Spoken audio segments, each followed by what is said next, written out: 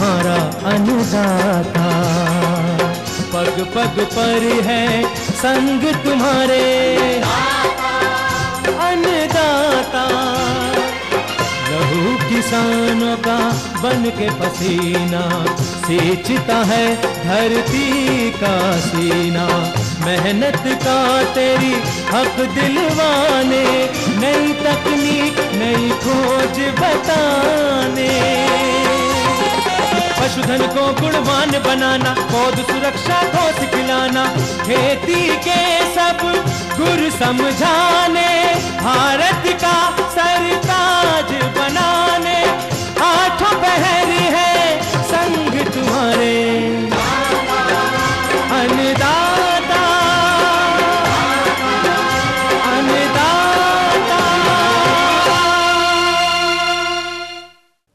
नमस्कार, मैं राधिका कौशिक आप सभी दर्शकों का अन्नदाता कार्यक्रम में स्वागत करती हूं। हर रोज की तरह कार्यक्रम में लेकर आई हूं खेती बाड़ी से जुड़ी हुई बहुत सी लाभकारी जानकारियां। तो चलिए सबसे पहले देखते हैं क्या है विशेष आज के कार्यक्रम में। लोबिया की खड़ी फसल में किए जाने वाले जरूरी कार्य।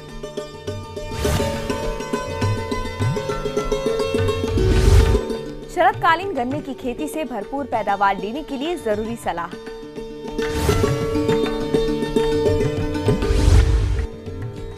आम के बाग में प्रतिवर्ष फलन के लिए अपनाए जाने वाले प्रबंधन।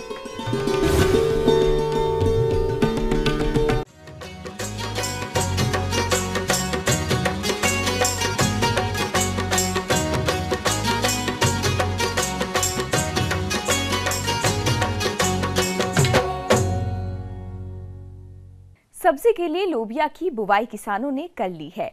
उन फसलों में अब बढ़वार चल रही है, वहीं कुछ फसलों में फलियां बन रही हैं। तो फसल से गुणवत्ता युक्त फलियों के उत्पादन के लिए जरूरी है कि फसल का प्रबंधन सही तरीके से किया जाए, जिस पर तकनीकी जानकारी दे रहे हैं कृषि विश्वविद्यालय पंतनगर के वरिष्ठ वैज्ञानिक डॉक्टर YV सिंह। किसान भाइयों, इस समय लोबिया की फसल जो सब्जी के लिए आप लोबिया उगाते हैं फली के लिए, उसका समय चल रहा है। जिन किसान भाइयों ने बुवाई कर दी है वो ध्यान दें कि इस समय आप निराई गुड़ाई कराइए उसमें, क्योंकि खरपतवार आ गए होंगे। इस समय सिंचाई की ज़्यादा आवश्यकता होती नहीं है, क्योंकि बारिश हल्की फुल्की होती रहती है और बारिश के बाद भी काफ़ी दिनों तक खेत में नमी बनी रहती है। लेकिन ये ध्यान रखें, क्योंकि बरसात का समय है, पानी खेत में न रुकने चाहे, तो पानी निकलने की व्यवस्था किसान भाइयों को करनी होगी। और उसके अलावा कुछ कीड़े भी उसमें आ गए होंगे, जैसे पत्ती काटने वाले कीट हैं, तो उसके लिए कीटनाशी दवाओं का छिड़काव किसान भाई करें। इस समय जैसे इमिडाक्लोपिड है, इसका छिड़काव किसान भाई कर सकते हैं। और फली में नुकसान करने वाला फली वेदक कीट आता है, तो उसके लिए कीटनाशी दवाओं का किसान भाई जो कर सकते हैं, 1-2 बार छिड़काव करें। और ये ध्यान रखें कि जो फली वाला कीड़ा है उसके लिए छिड़काव फूल आने के समय ही करना है, क्योंकि लेट होने पर फिर वो कीड़ा जो है फली में चला जाता है और उस पर दवा का कोई प्रभाव नहीं होता है। तो ये समय का ध्यान रखें, ये बहुत आवश्यक है। उसके अलावा प्रायः पीले चित्रवर्ण मोज़ेक रोग का प्रकोप होता है। इस रोग के विषाणु सफेद मक्खी द्वारा फैलते हैं। इसकी रोकथाम के लिए समय से बुवाई करना चाहिए। पीले चित्रवर्ण से सहिष्णु प्रजातियों की बुवाई करनी चाहिए। इसके अलावा पीले चित्रवर्ण दिखते ही पौधों को उखाड़कर फेंक देना चाहिए। सफेद मक्खी दिखने पर मिथाइल ओडिमेटॉन 25 EC या डाइमेथाइट 30 EC की 1 लीटर मात्रा प्रति हेक्टेयर की दर से छिड़काव करना चाहिए। इस तरह से अगर किसान भाई अच्छी खेती करते हैं तो 40 से 45 दिन में फलियां तैयार हो जाती हैं और 2-3 बार किसान भाई फलियों की तुड़ाई कर सकते हैं। और इसमें जो उन्नत किस्में हैं, इसमें 80 से 90 या 100 कुंटल प्रति हेक्टेयर की पैदावार हरी फली की किसान भाइयों को मिल सकती है। और चूंकि आप बाज़ार में देखिए, इस समय सब्जियों के भाव बहुत बढ़े हुए हैं और बाज़ार में कभी भी लोबिया का भाव बहुत नीचे नहीं जाता है, लोबिया की फली का, तो इसका जो बाज़ार भाव है बहुत अच्छा रहता है। इससे निश्चित तौर पर हमारे किसान भाइयों को फ़ायदा होता है। दूसरा, जिस खेत में आप लोबिया की खेती कर रहे हैं उस खेत में चूँकि इसकी जड़ों में गांठें होती हैं जो वातावरण से नाइट्रोजन लेकर के फिक्स करती हैं, तो अपना भी ये लोग पौधे काम चलाते हैं और आपकी ज़मीन में भी नाइट्रोजन छोड़ देते हैं, तो अगली फसल के लिए भी नाइट्रोजन आपके खेत में मिलती है। तो इस तरह से मृदा का स्वास्थ्य भी इस फसल से बढ़िया रहता है और लोबिया की फसल से आपको काफ़ी लाभ मिलता है। इसके अतिरिक्त जो लोबिया का चारा है उसको भी आप इस्तेमाल कर सकते हैं। पौधों को काट करके जानवरों को खिलाएं, उसमें भी काफ़ी प्रोटीन होती है, उससे जानवरों को भी फ़ायदा होता है। और अगर आप नहीं काटना चाहते हैं तो खेत में जुताई कर दें तो हरी खाद खेत में मिल जाती है। तो इस तरह से आपको भी फ़ायदा होगा और ज़मीन को भी लोबिया की खेती से काफ़ी फ़ायदा होता है। और मैं ये कहूँगा कि दलहनी किस्मों को आप अवश्य फसल चक्र में अपने में लें, चाहे वो लोबिया हो या अन्य कोई फसल हो। साल में एक बार कम से कम खेत में दलहनी फसल अवश्य बोनी चाहिए। उससे आपके खेत की जो मृदा है उसका स्वास्थ्य अच्छा रहता है। धन्यवाद। ये थी कुछ उपयोगी जानकारियां। अब लेते हैं एक छोटा सा ब्रेक, जल्द लौटेंगे और कार्यक्रम में है आगे महत्वपूर्ण जानकारियां। बने रहिए हमारे साथ।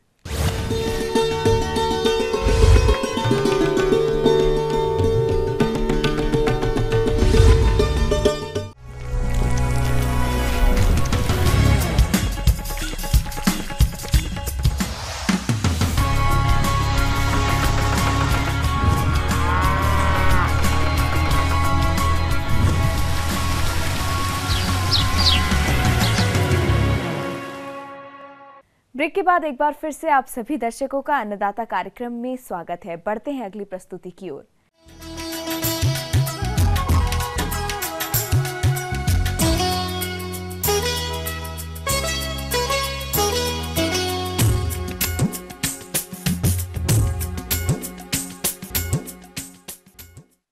उत्तर प्रदेश के बहुत से क्षेत्रों में सितंबर और अक्टूबर माह में शरदकालीन गन्ने की बुवाई की जाती है। जो किसान अभी गन्ने की बुवाई की तैयारी कर रहे हैं, वे गन्ने की बुवाई सही विधि से करें। साथ ही उन्नत किस्मों का चयन, संतुलित खाद प्रबंधन और बीज उपचार इत्यादि तकनीकी बातों को भी अमल में लाएं, तभी आपको फसल के अधिक उपज मिलेगी। तो आइए शरदकालीन गन्ने की बुवाई पर विस्तार से जानने के लिए मिलते हैं। शरदकालीन गन्ना बुआई का समय आ रहा है और शरदकालीन गन्ना बुआई का जो उचित समय है वो सितंबर अक्टूबर माह में है। तो मैं किसान भाइयों से ये अनुरोध करना चाहूँगा कि वो जब गन्ने की बुआई करें तो उस विधि का चयन करें जिस विधि से उनको उत्पादन अधिक मिले। आज के परिवेश की अगर बात करें तो गन्ना बुआई की जो ट्रेंच विधि है उसमें उत्पादन की अपार संभावनाएं हैं। इस विधि को अपना करके हमारे बहुत से ऐसे किसान भाई हैं जो 1200 से 1500 1800 कुंटल तक पैदावार ले रहे हैं। और यहाँ तक कि प्रदेश में जो प्रथम स्थान इस बार गन्ना उत्पादन में आया है बहराइच के एक किसान का, जिसकी पैदावार लगभग 2900 कुंटल प्रति हेक्टेयर है।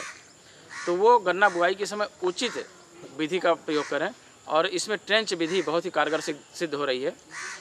बुआई की बात अगर हम करें शरद काल में तो अगेती प्रजातियों की अगर बात करें हम तो कोसा 08272, यूपी 05125, को 0118, को 0238, ये अगेती प्रजातियों में उन्नतशील प्रजातियां हैं जिनकी बुआई करके हम अधिक पैदावार ले सकते हैं। मध्य देर से पकने वाली प्रजातियों की अगर बात करें तो कोसा 08279, कोसा 12232, कोसा 11453, कोसा 08276, ये मध्य देर से पकने वाली उन्नतशील प्रजातियां हैं जिनकी बुआई करके हम अच्छी पैदावार ले सकते हैं। गन्ना रोप के लिए उपयुक्त समय मौसम के तापक्रम पर निर्भर करता है। इसके लिए 20 से 30 डिग्री सेल्सियस तापक्रम की आवश्यकता होती है। दोमट मिट्टी, ऊंची या मध्यम जमीन जहां जल निकास की अच्छी व्यवस्था हो, अधिक उपयुक्त है। गन्ना की रोप करने के लिए यदि खेत में नमी की कमी हो तो एक हल्की सिंचाई करने के बाद खेत की तैयारी शुरू करना चाहिए। इस विधि को बुआई करने के लिए खेत की तैयारी के पश्चात हम ट्रेंच ओपनर से 1 फीट चौड़ी और लगभग 25 से 30 सेंटीमीटर गहरी नाली बनाते हैं और इस नाली में नीचे खाद एवं उर्वरक का प्रयोग करते हैं। खाद एवं उर्वरक की जो संस्तुत मात्रा है शरदकालीन गन्ना बुआई के लिए 50 कुंटल प्रेसमड या 100 कुंटल गोबर की सड़ी खाद का प्रयोग करते हैं, जिससे हमारे मृदा में, मिट्टी में जो माइक्रो ऑर्गेनिज्म हैं वो सक्रिय रहें और खाद एवं उर्वरकों की जो उपलब्धता है वो पौधों को अधिक से अधिक प्राप्त हो सके। इसके साथ साथ 200 kilogram nitrogen, 80 kilogram phosphorus, 60 kilogram potash और 25 किलोग्राम जिंक सल्फेट, ये तो तत्व की मात्रा है। अगर हम उर्वरक की बात करें तो 434 kilogram urea, 500 kilogram single super phosphate और 100 किलोग्राम म्यूरेट ऑफ पोटास और 25 किलोग्राम जिंक सल्फेट। बुआई के समय हम नाइट्रोजन की 1/3 मात्रा और फास्फोरस और पोटास और जिंक सल्फेट की पूरी मात्रा नालियों में नीचे डाल देते हैं नाली बनाने के बाद। उसके पश्चात एक लंबी टाइन वाले कल्टीवेटर होते हैं, उन कल्टीवेटर को एक बार हमें चला देना चाहिए अगर संभव हो सके। तो इससे दो फायदे होते हैं। एक तो हमारी जो खाद एवं उर्वरक जो हमने नालियों में डाला है वो मिट्टी में अच्छी तरीके से मिल जाते हैं और नीचे की जो कड़ी परत है वो थोड़ी टूट जाती है, जिससे जड़ें और गहराई तक जाती हैं। खाद एवं उर्वरक मिलाने के पश्चात हम गन्ने के 2 आँख के टुकड़े नालियों में प्रयोग करते हैं और 2 आँख के टुकड़ों को सबसे पहले हमें बीजोपचार करना चाहिए। बीजोपचार के लिए बावेस्टीन 112 ग्राम और 112 लीटर पानी में घोल बना करके 5 मिनट तक उसमें उपचारित करने के पश्चात बुआई करनी चाहिए। नालियों में बीजोपचार करने के पश्चात गन्ने के 2 आँख के टुकड़ों को दोहरी पंक्ति विधि से, दोहरी पंक्ति विधि में जो नाली हमारी 1 फीट चौड़ी बनी है, दोनों तरफ 2-2 आँख के 5 टुकड़े एक साइड में और 5 टुकड़े एक साइड में रखते हैं। तो इस प्रकार से 1 मीटर में 2 आँख के 10 से 12 टुकड़े रखते हैं और इस रेशियो से अगर हम बुआई करते हैं तो लगभग 1 हेक्टेयर में 75 से 80 कुंतल बीज लगता है 1 हेक्टेयर में।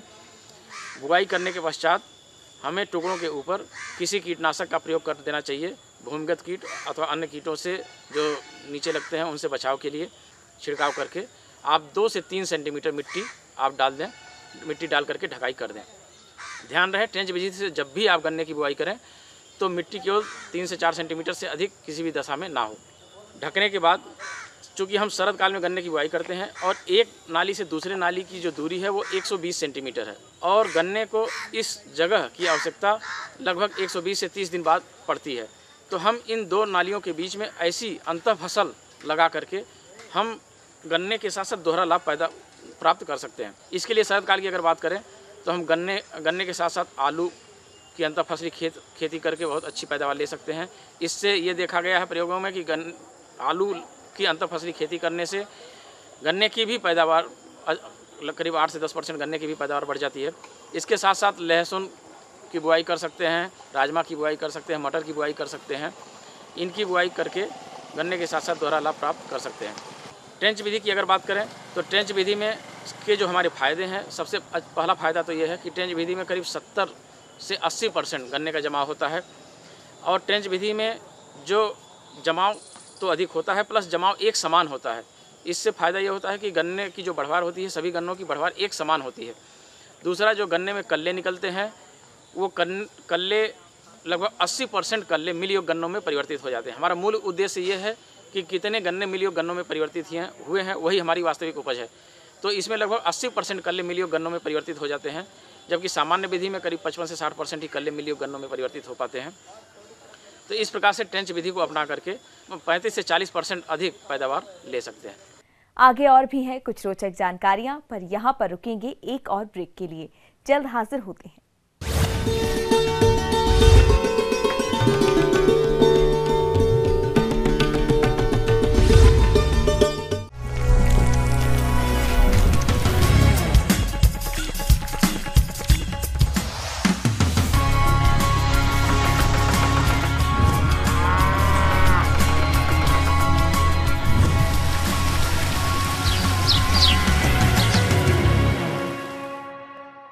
ब्रेक के बाद आप सभी दर्शकों का स्वागत है। चलिए अब रुक करते हैं अगली कड़ी की ओर।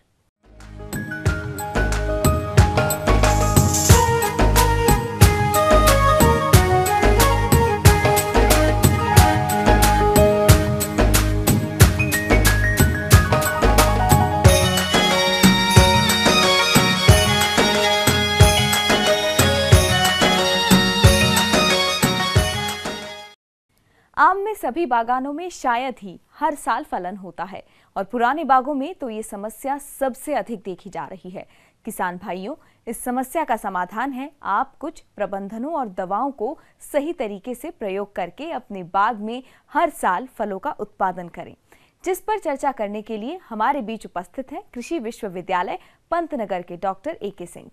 इस क्रम में हम सबसे पहले बताना चाहेंगे कि जो आम की प्रजातियां हैं, मुख्य प्रजातियां हैं, और नॉर्थ इंडिया में जो हम उत्तरी भारत में जो आम उगाते हैं उसमें यह समस्या है कि एक साल फल आई, एक साल फल नहीं आती। तो जिस टहनी पर एक साल फल लग जाएगा दूसरे साल उस टहनी पे फल नहीं आता है, जबकि साउथ इंडिया में, दक्षिणी भारत में फल हर साल आता है, क्योंकि वहाँ ठंड का टाइम नहीं होता है और जो शाखाओं की बढ़वार है वो पूरे साल होती रहती है। अब हम आपको बताएं कि उत्तरी भारत में इसके लिए क्या करें, ऐसा क्या करें कि फल हर साल आए। सबसे पहले अगर आम से हर साल फल लेना है तो आम जैसे ही हार्वेस्ट हो जाता है, आम की जब हम फल की तुड़ाई कर लेते हैं तो तुड़ाई के तुरंत उपरांत पौधे की छटाई बहुत ही ज़रूरी है। और जब पौधे की छटाई हो जाती है तो इसमें मुख्य रूप से ये आपको देखना है, ध्यान देना है कि जिस टहनी में, जिस शाखा में फल आया हुआ था इस साल, उस टहनी को अवश्य छांटना है। ऊपर की तरफ से कम 10 से 15 सेंटीमीटर नीचे की तरफ लेते हुए उस शाखा को काट के निकाल देना चाहिए। तो यह काम फल तोड़ने के तुरंत बाद। इसके बाद दूसरी बात जो आती है वो कलतार डालने की बात आती है। एक दवाई ये होती है जिसको हम बोलते हैं ग्रोथ रिटार्डेंट, और उसका केमिकल नेम होता है पैक्लोबिट्राजोल। तो इसके लिए जो पहली जो सीढ़ी थी वो मैंने बताया कि पहले पौधे की छटाई करनी है, छटाई के तुरंत बाद ये इस ग्रोथ रिटार्डेंट का प्रयोग करना है। इसका प्रयोग सितंबर माह में अवश्य कर देना चाहिए, क्योंकि जो फ्रूट बड डिफरेंशिएशन का टाइम होता है आम में, वो अक्टूबर नवंबर में, सितंबर से स्टार्ट हो जाता है, अक्टूबर नवंबर तक चलता रहता है। इसका प्रयोग सितंबर माह में 4 ml प्रति लीटर कैनापी के हिसाब से, तो जो कलतार दवाई है उसका 4 ml प्रति लीटर के हिसाब से प्रति पेड़ देना होता है। अब 4 ml प्रति लीटर का मतलब ये है मिक्स करके तो देंगे प्रति पेड़, लेकिन अगर उसकी फैलाव 1 मीटर है, एक कैनापी का फैलाव 1 मीटर है, अगर मान लीजिए कैनापी का फैलाव 2 मीटर है तो ये 8 ml प्रति पेड़ हो जाएगा। अगर कैनापी का फैलाव 3 मीटर है तो ये 4×3=12 ml प्रति लीटर हो जाएगा। और इस दवा को पानी में मिला करके पेड़ के नीचे एक गोल नाली, छोटी सी गोल नाली खोलते हैं और उस गोल नाली में इस दवा को हम प्रयोग कर देते हैं। गोल नाली जब आप किसान भाई खोदेंगे तो पाएंगे कि ये जो जड़ें यहाँ दिखेंगी, छोटी छोटी जड़ें सब यहाँ दिखेंगी। तो जो फीडर रूट्स हैं वो यहाँ भी पाई जाती हैं, जड़ें यहाँ भी पाई जाती हैं। और हमारा ये एम होता है कि इसके मुख्य तना के पास ये दवाई का प्रयोग कर दें और ये जड़ें फिर इसको चूस लेंगी और फिर ये पेड़ में ऊपर की तरफ चला जाता है और अपना काम करना शुरू कर देता है। अब मैं किसान भाइयों को बताऊंगा कि जैसे ये सोल्यूशन बना करके किस तरह से प्रयोग करें। तो सोल्यूशन बन चुका है, जो हमने रेट बताया आपको कि 4 मिलीलीटर प्रति लीटर में मिला करके, अगर पेड़ का फैलाव 1 मीटर है तो 4 मिलीलीटर 1 लीटर पानी के हिसाब से हम मिलाते हैं। 4 मिलीलीटर दवा का प्रयोग होना आवश्यक है। पानी की मात्रा ज़्यादा हो सकती है। हमने बताया कि पेड़ की कैनापी फैलाव अगर 1 मीटर है तो 4 ml दवा इसमें पड़नी चाहिए। अब उस 4 ml दवा को 1 बाल्टी पानी में मिला के आप डाल दें, 10 लीटर पानी, 15 लीटर पानी या 20 लीटर पानी में मिला करके पेड़ के नीचे टोटल 4 ml दवा ये जानी चाहिए। पेड़ का फैलाव ज़्यादा है, दवा की मात्रा बढ़ती जाएगी। अगर पेड़ बहुत बड़ा है तो इसके लिए जो फुली ग्रोन अप ट्री हैं, पेड़ हैं, उसमें 20 से 25 ml इस दवा का हम प्रयोग करते हैं। अब इस दवा का सलूशन हम घोल बना लेंगे और घोल बनाने के बाद इन जड़ों के चारों तरफ, जो पेड़ के चारों तरफ इस तरह दवा का हम प्रयोग करेंगे। तो टोटल जो आपने दवा का घोल बनाया है 15 से 20 लीटर पानी में पेड़ के चारों तरफ ये इस तरह से डालते जाएं, इसको अच्छी तरह भर दें। इस दवा के प्रयोग के बाद हम किसान भाई को ये भी बताना चाहेंगे कि दवा प्रयोग करने के बाद यहाँ नमी बरकरार रहनी चाहिए। तो किसान भाई दवा प्रयोग करने के बाद हफ्ते में एक बार कम से कम इसमें 2 बाल्टी पानी का प्रयोग अवश्य कर दें, जिससे नमी बनी रहेगी और दवा का जो इसमें दवा यहाँ से नीचे से मिट्टी में जो जड़ें चूस लेंगी, चूसने के बाद ये पेड़ में चली जाएंगी और अपना काम जा कर के वहाँ पर जो नई नई शाखाएँ आ रही हैं वहाँ पर इनका जो है प्रभाव होगा और वो शाखाएं जल्दी मैच्योर हो जाएंगी। इस तरह से हर साल फल आने में ये दवा सहायक होती है। इसमें जो हमारे पंतनगर विश्वविद्यालय में रिसर्च करके देखा गया है, इसमें आप जो मैंने पूरी डोज बताई, इसकी पूरी मात्रा पहले साल पूरी मात्रा देंगे, दूसरे साल इसका हाफ डोज कर देंगे, तीसरे साल इसका 3/4 कर देंगे, चौथे साल आप नहीं डालेंगे, फिर 5वें साल से पूरी मात्रा और उसके बाद हाफ, फिर उसके बाद 3/4 और फिर उसके बाद 0।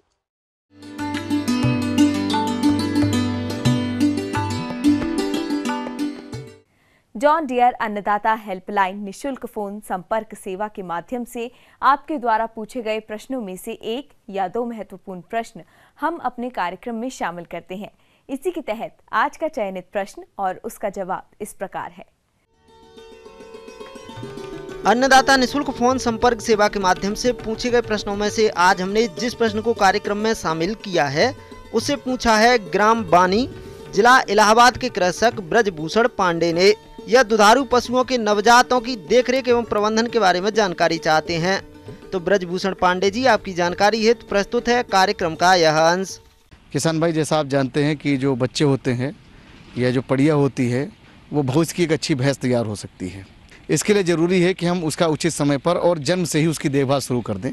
किसान भाइयों, जैसे ही बच्चा पैदा होता है, पैदा होने के पश्चात आप उसके पहले नथुने साफ़ कर दीजिए, मुंह से उसका जो है म्यूकस वगैरह निकाल दीजिए और ऐसे में देखिए कि उसकी सांस प्रॉपर वे में चल रही कि नहीं चल रही है। यदि जानवर बच्चा पैदा हुआ है और सांस नहीं चल रही तो उसमें आपको घबराने की ज़रूरत नहीं है। आप बिना कोई मोह किए मुंह और नाक से म्यूकस को साफ़ करने के उपरांत किसी कच्ची ज़मीन पर उसको धड़ाक से पटक दीजिए। इससे क्या होगा कि उसकी अगर धड़कन रुकी हुई है कहीं से तो वो चालू हो जाएगी। इसके अतिरिक्त किसान भाइयों, जानवर के बच्चे को आप बैठा रहने दीजिए। कुछ जो जानवर होते हैं चाट के साफ़ कर देते हैं, लेकिन भैंसें ज़्यादातर नहीं चाटती हैं।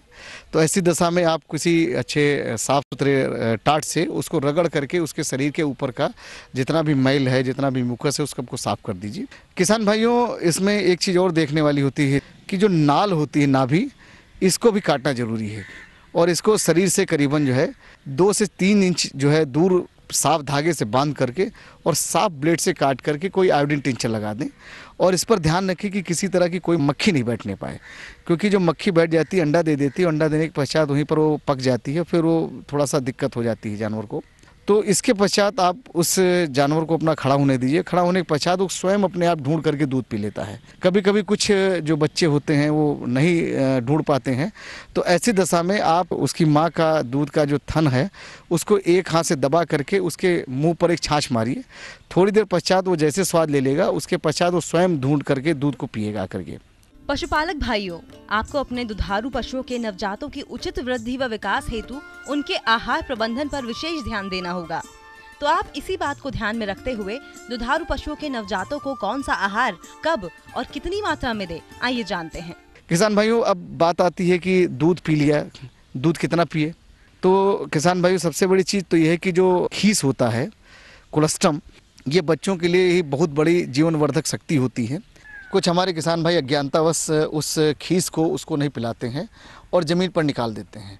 यदि आप अपने बच्चे को खीस नहीं देते हैं तो आगे चल कर के उसको कम दिखाई देना या बिल्कुल नहीं दिखाई देना, शारीरिक रूप से उसकी वृद्धि ना होना, रोग रोधक क्षमता ना प्राप्त होना, ये सारी चीज़ें आ जाती हैं। किसान भाइयों, ज़रूरी है कि उसको खीस दी जाए, लेकिन एक उचित मात्रा में। अब उचित मात्रा की अगर हम बात करते हैं तो ज़्यादातर आप लोग क्या करते हैं कि एक थन छोड़ देते हैं। यहाँ पर ये हमें नहीं पता चल पाता है कि वास्तव में उस बच्चे की जितनी ज़रूरत है वो पूरी हो पा रही है या नहीं हो पा रही है। तो ऐसी दशा में ज़रूरी है कि हम ये जान लें कि आखिर थन में कितना दूध बचा। किसान भाइयों, जो खीस देने का तरीका है वो बच्चे के शरीर भार का 1/10 भाग देते हैं।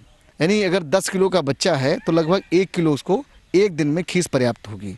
परंतु आप ये जान लीजिए कि औसतन जो हमारी भैंस का बच्चा होता है वो 25 से 30 किलो होता है, यानी लगभग 2.5 से 3 लीटर एक दिन में उसको खीस की ज़रूरत होगी। ऐसे में किसान भाइयों, यदि आप एक थन छोड़ते हैं तो निश्चित रूप से उसके पूरी आहार की पूर्ति नहीं हो पाएगी। तो शुरुआती दौर में आप ये जान लीजिए कि दूध निकाल करके उसको चाहे अपना नारी से या बोतल से या किसी अन्य पदार्थ से उसको पिला दें। इसके अलावा किसान भाइयों, जो खीस है जानवर की रोग रोधक क्षमता को बढ़ा देता है और शुरुआती दिनों में जो रोग होते हैं उनसे लड़ने की ये बहुत अच्छी दवा होती समझिए है और इसको आप निश्चित रूप से पिलाना है। किसान भाइयों, इसके अतिरिक्त जैसे जैसे आपका बच्चा बड़ा होता है तो इसके बाद आप उसमें सींग रोधन का कार्यक्रम अपना लीजिए।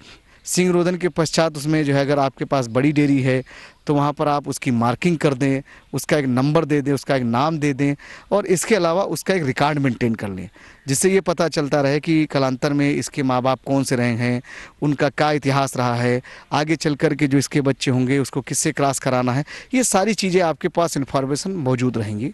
इसके बाद किसान भाइयों, जब आपका ये बच्चा 1 साल का हो जाए तो इसको दूध वाले बच्चों से हटा करके बड़े बाड़ों में भेज दीजिए और बड़े बाड़ों में भेज करके इसकी अच्छी तरह से खिलाई शुरू कर दें। किसान भाइयों, अमूमन देखा जाता है कि जो बच्चा होता है वो पैदा होने के करीबन 20 दिन पश्चात हरा मुलायम चारा खाना शुरू कर देता है और जैसे जैसे इसके पेट में जुगाली करने वाला जो पेट है वो विकसित होता जाता है, वो अपना सूखा चारा और हरा चारा पर्याप्त मात्रा में खाने लगता है। जैसे जैसे जानवर चारे पे आने लगता है वैसे वैसे आप इसको दूध की मात्रा कम कर दीजिए और एक समय के पश्चात इसको पूरी तरह से बंद कर दीजिए।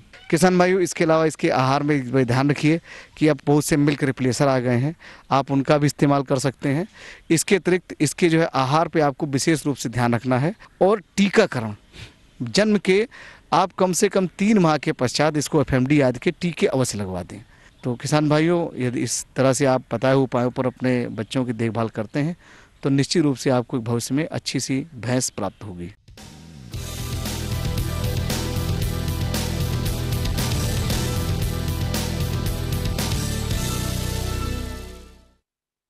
राज्य की विभिन्न मंडियों में कृषि उत्पादों के चढ़ते उतरते बाजार भाव की संक्षिप्त जानकारी इस प्रकार है।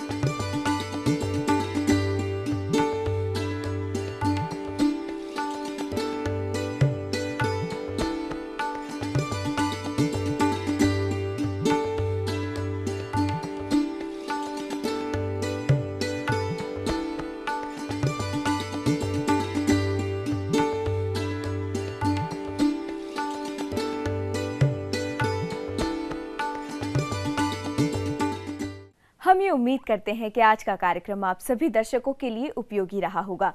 किसान भाइयों, अन्नदाता आपकी सेवा के लिए संकल्परत है। कृषि संबंधित समस्याओं एवं सुझावों के लिए आप हमें इस पते पर संपर्क कर सकते हैं। प्रोड्यूसर अन्नदाता, ETV Uttar Pradesh, Uttarakhand, Ramoji film city, Hyderabad 501512। साथ ही आप हमें ईमेल भी कर सकते हैं। हमारा ईमेल है p18annadaata@nw18.com। इसके अतिरिक्त आप हमें जॉन डियर निःशुल्क हेल्पलाइन नंबर 180041922155 पर सोमवार से शनिवार सुबह 10 से शाम 4 बजे के बीच संपर्क कर सकते हैं। अब आइए देखते हैं कल दिखाए जाने वाले कार्यक्रम की मुख्य झलकियां। अधिक लाभ प्राप्त करने हेतु लेयर मुर्गी पालन पर जानकारी, पंतनगर द्वारा प्रेषित कृषि आधारित मौसम पूर्वानुमान और कृषि सलाह। फिलहाल अन्नदाता की पूरी टीम को इजाजत दीजिए। कल फिर इसी समय आपसे मुलाकात होगी कृषि संबंधित कुछ और महत्वपूर्ण जानकारियों के साथ। नमस्कार।